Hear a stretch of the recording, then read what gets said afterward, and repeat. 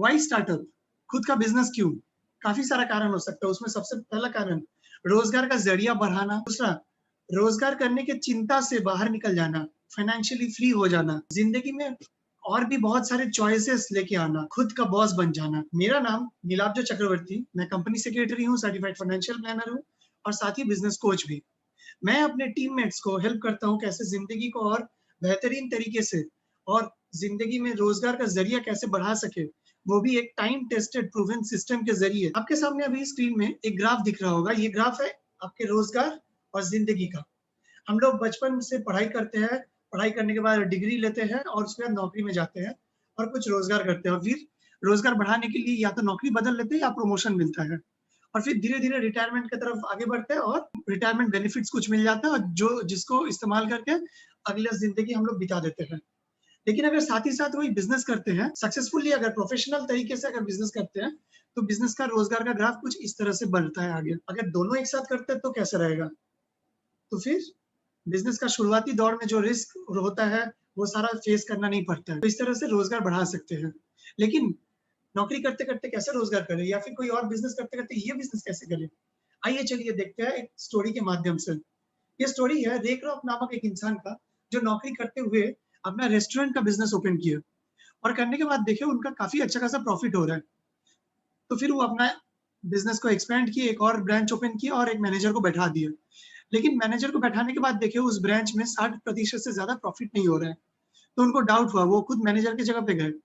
जाते ही प्रॉफ़िट भी पलट गया। तब उनको समझ में आया गड़बड़ कहाँ है?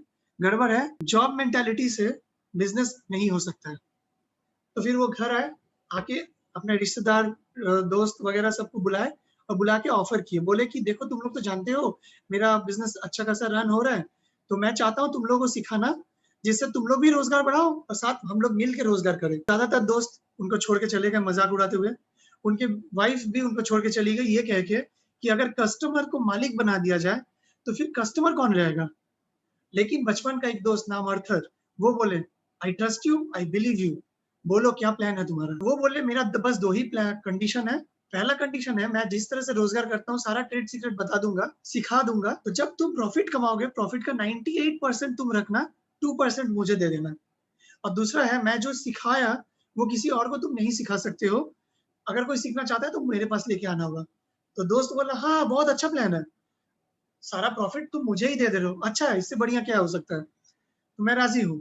तो उनका ये कंडीशन से उनका बिज़नेस स्टार्ट हुआ और देखते ही देखते और ब्रांच ओपन होने लगे और उस शहर में 50वाँ काउंटर भी ओपन हो गया। जैसे ही 50वाँ काउंटर ओपन हुआ, तो वो अपना काउंटर बंद करके बोले, "I have replaced my income. I am free now." ऐसा क्यों कह दिए? क्योंकि 50 काउंटर से हर एक से अगर 2% करके मिलता है, तो 100% उनको मिल ही जा रहा है। तो उनको अभी रोज़गार करने के लिए और समय देने का ज़रूरत नहीं है। और ये क्यों नहीं हुआ? क्योंकि वो एक-एक बार समय दे चुके थे हर एक को सिखाने के लिए, कैसे हर कोई अपना-अपना प्रॉफ़िट बढ़ा सकता है और वहीं से इनको 2% करके प्रॉफ़िट मिल जा रहा था। ये स्टोरी है मैकडॉनल्ड्स का। आज दुनिया भर में 40,000 से ज़्यादा काउंटर है। तो ये स्टोरी मैं क्यों बोला? 3 चीज़ समझाने के लिए। पहला, भगवान तो 24 घंटे दिए हैं, राष्ट्रपति से लेके रिक्शा वाले को। लेकिन रे क्रोक अपने लिए कितना समय तैयार किए। हर काउंटर अगर 10 घंटा करके हर रोज़ खुलता है, तो 40,000 काउंटर 10 घंटा करके अगर खुला, 4 लाख जॉब आवर्स तैयार हुआ। और ये जॉब आवर्स किसका? रे क्रोक का। सोचिए, जिसके पास समय, उसके पास पैसा और ये 4 लाख जॉब आवर्स कितना दिन के लिए? ये हर रोज़ के लिए। इसको कहते हैं टाइम लेवरेजिंग, टाइम कंपाउंडिंग, समय को बढ़ा देना। समय तो देख लिए, अब चलिए पैसा देखते हैं। अगर ये 2% जो उनको मिल रहा था, वो 2% अगर वो है $100 पर डे, तो हर रोज़ उनको 40 लाख डॉलर मिल रहा है पैसा। और सिर्फ यही नहीं, यहाँ पे दूसरा चीज़ समझना ज़रूरी है। इसको कहते हैं डाइवर्सिफाइड इनकम। मतलब ऊपर इक्वेशन आपको दिख रहा होगा, 1 गुना 100 बराबर 100 गुना 1। लेकिन एक सोर्स से अगर आपको ₹100 मिला और दाएँ तरफ 100 अलग-अलग सोर्स से हर एक से ₹1 करके अगर मिला, तो कौन-सा ज़्यादा बेहतर होगा? दाएँ तरफ। क्यों? क्योंकि 100 अलग-अलग सोर्स से 100 अलग-अलग जगह से आपको पैसा मिल रहा है। 100 में से अगर 50 भी बंद हो जाए, 50 आपको बचा देगा। लेकिन बाएँ तरफ एक ही जगह से 100 रुपया मिल रहा है। अगर वो एक सोर्स बंद हो गया तो आपका पूरा 100 रुपया का आना बंद। आजकल हम लोग देख चुके हैं कैसे नौकरी चलाया जाता है। डाइवर्सिफाइड इनकम के बारे में भी वो यहाँ से समझ में आया और ये ऑनगोइंग इनकम है। आज से 30-40 साल पहले रेक्रॉक दुनिया छोड़ के चल बसे, लेकिन आज भी रोजगार हो रहा है, उनके फैमिली को मिल रहा है। तो रेक्रॉक क्या अचीव किए? 3 चीज, समय, पैसा, दोनों एक साथ। हम लोग जिंदगी में समय को बेच के पैसा कमाते हैं, लेकिन रेक्रॉक समय पैसा दोनों एक साथ कमाए और इसीलिए उनको फाइनेंशियल सिक्योरिटी, फाइनेंशियल फ्रीडम मिला और लाइफस्टाइल भी मिला। जो लाइफस्टाइल वो चाहते थे वही मिला। तो वो क्या दिखाए, कैसे नौकरी करते हुए एक बिजनेस सेल्फ एम्प्लॉयड बन सकते हैं, खुद के लिए बिजनेस कर सकते हैं और फिर वो सक्सेसफुली करने के बाद काफी लोगों को सिखा के उन लोगों का रोजगार का जरिया बढ़ा के बड़ा बिजनेसमैन बन सकते हैं।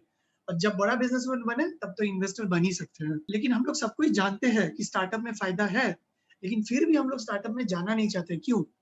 सबसे पहला, पूंजी। कितना कैपिटल इन्वेस्टमेंट करें और कैपिटल आएगा कहाँ से, ये एक बड़ा दिक्कत है।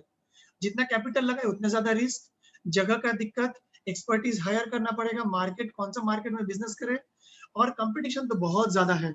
जितना स्टाफ लाएंगे उतना दिक्कत और समय तो है ही नहीं अपने पास और बहुत पेपर वर्क, डेटर्स, क्रेडिटर्स, इसको उधारी उससे उधारी और भी कितना सारा झमेला है।